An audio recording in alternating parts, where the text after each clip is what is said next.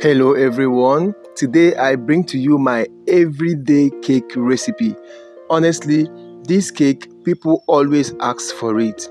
I never wanted to bring this recipe, but I love you guys and I don't want to hide anything from you guys, so I'm sharing this recipe with all of you. And if you try this recipe, you would never try any other cake recipe, trust me.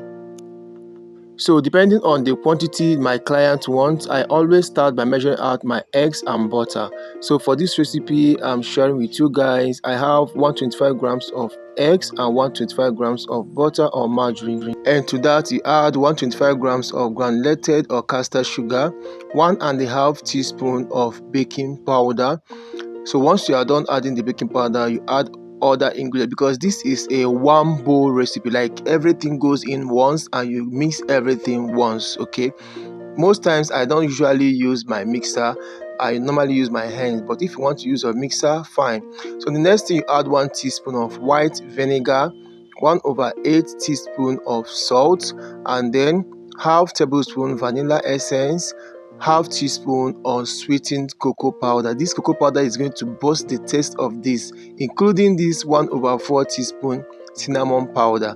Then you add in 125 grams of sifted all-purpose flour, or you can use cake flour, anyone you want. Okay, and the next thing is to start whisking everything together. This has a little bit of work if you are using your hand just like me, but if you have a stand mixer or a hand mixer, I think, I believe and I know it's going to be easier and the easiest for you. But if you don't have, you can use your mortar and pestle, you can use your pestle, you can use your hand whisk, just as I'm doing it this way, and perfectly everything is going to turn out well.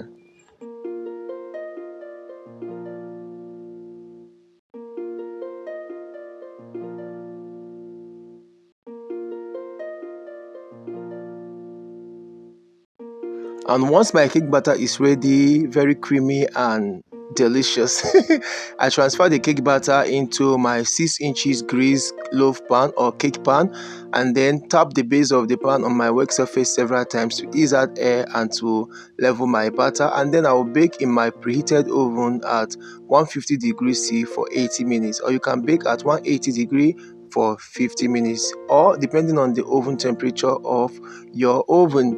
So once your cake is out of the oven, let it cool down completely before slicing. And honestly, the taste of this cake is one best taste you will never ever resist.